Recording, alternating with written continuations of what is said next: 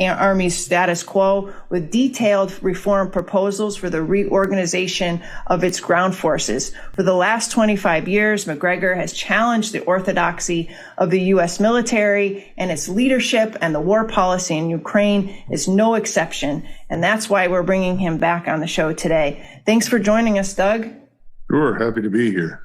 Great. I'm so happy that you are returning on Crashing the War Party. The first thing I wanted to ask you was about the cluster munitions that are being sent by the U.S. to Ukraine. It's been big news this week. What do you think of these weapons? And more importantly, the idea that they are being sent because the U.S. is running low in its own stockpiles of artillery shells? Well, I think the key word right now to understand what's happening in Ukraine and why people are behaving as they are in Washington and London and other places is desperation. Frankly, everyone is now pushing out of the door whatever they've got in the direction of Kyiv in the hope that it will somehow or another help rescue Ukraine from inevitable defeat. And it's kind of interesting to watch because just 3, 4, 5 months ago, when we and I was by no means the only one, said, look, this has no chance of success. Ukraine is doomed. Everyone sort of poured filth and abuse all over us. Now, privately, everyone is saying, oh, you're right. It can't happen. It's not going to work. The cluster munitions themselves are unattractive for a whole range of reasons. First of all, they produce a lot of duds. That means there are lots of people that are going to end up being harmed by these things long after they've been shot.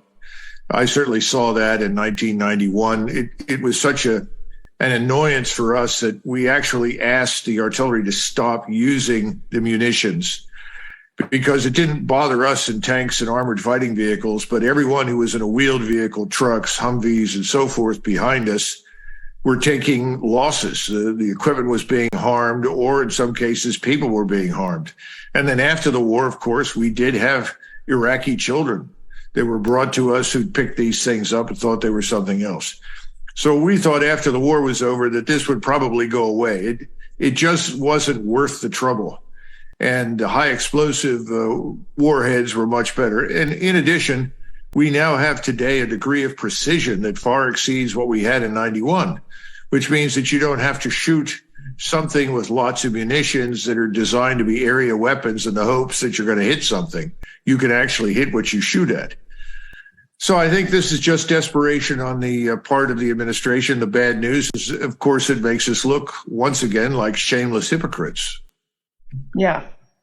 Well, what about what's going on the battlefield today? I feel like there was a lot of talk about the Ukraine counteroffensive up until like late last month. And is it a media distortion field in which we can't really discern whether or not this counteroffensive is actually working? Is it failing? What is your sense and what are you reading behind the scenes about what the conditions are on the ground?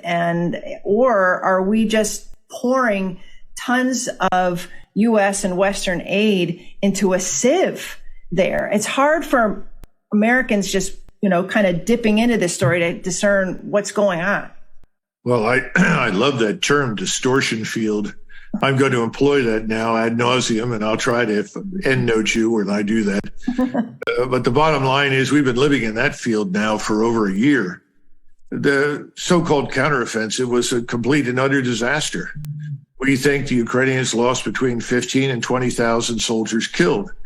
And once again, when this began, or was at least discussed, we tried to make the point that if you look at the defensive structure, the 15 to 25 kilometer security zone in front of the main defensive belts, you understand the links between overhead intelligence, surveillance, reconnaissance assets, and various strike systems, conventional artillery, rockets, tactical ballistic missiles, so-called drones. It was very obvious that these people had no chance of getting through. They weren't going to get anywhere. They weren't sufficiently trained. And again, this goes back to the larger problem that certainly after the first few months, I would say by the middle of the summer, most of the soldiers in the Ukrainian army that were actually trained and had any experience at all were largely dead or wounded. And the Ukrainian army has never really recovered from those losses because you just don't make more officers, make more NCOs. I mean, by October of 1943, the German army had lost 55,000 officers.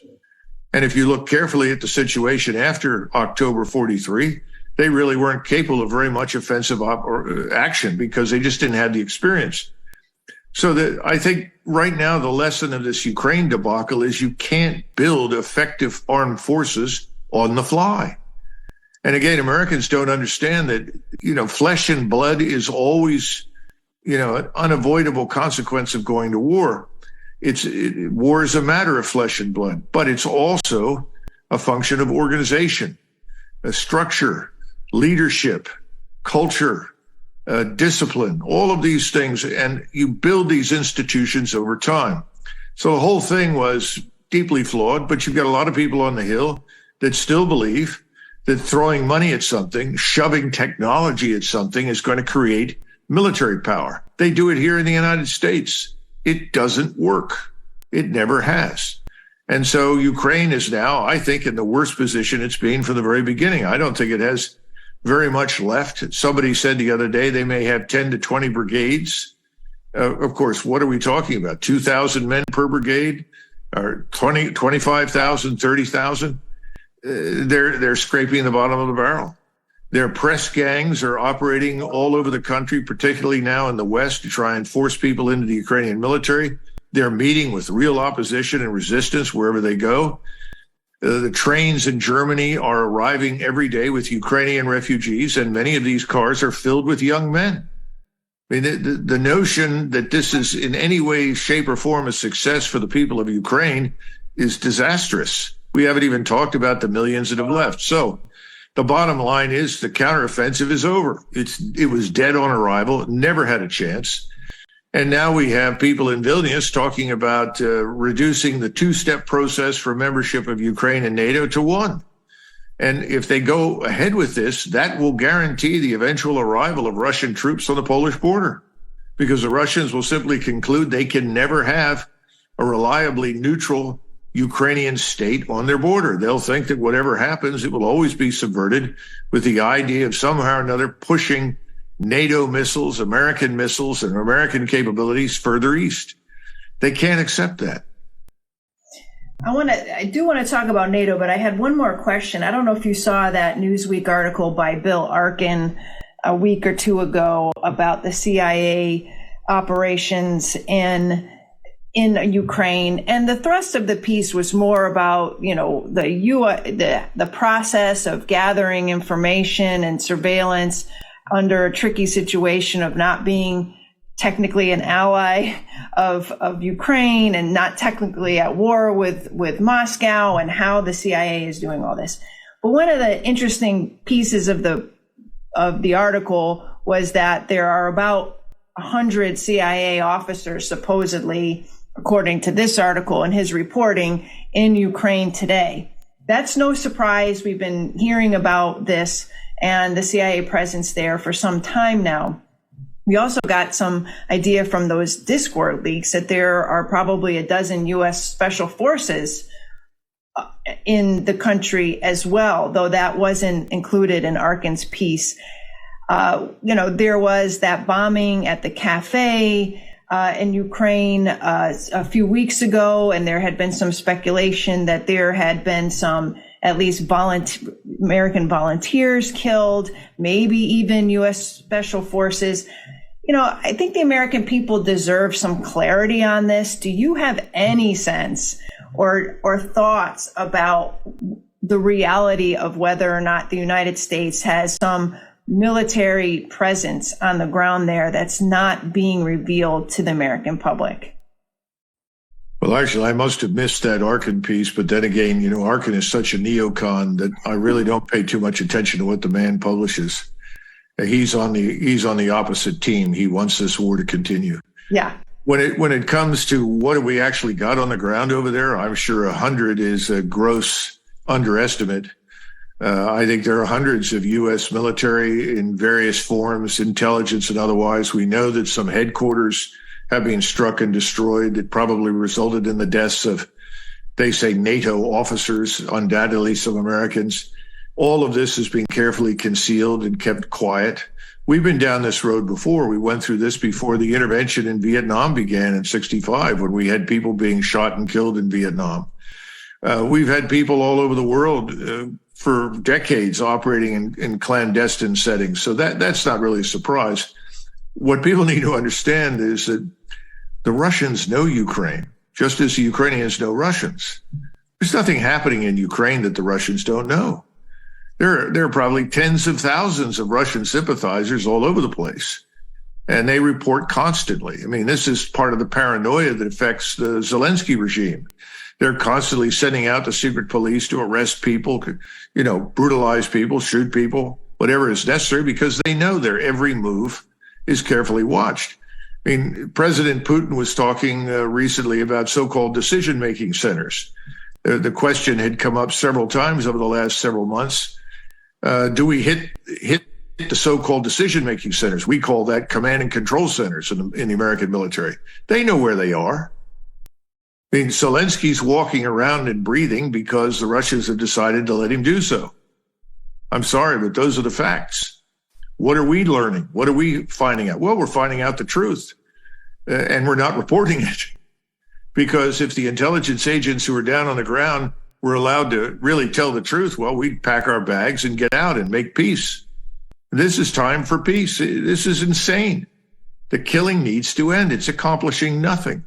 And, the longer this goes on, the more likely we are finally to see the much ballyhooed but not yet witnessed Russian offensive, which will push across the rest of eastern Ukraine. And if necessary, they'll go all the way to the border.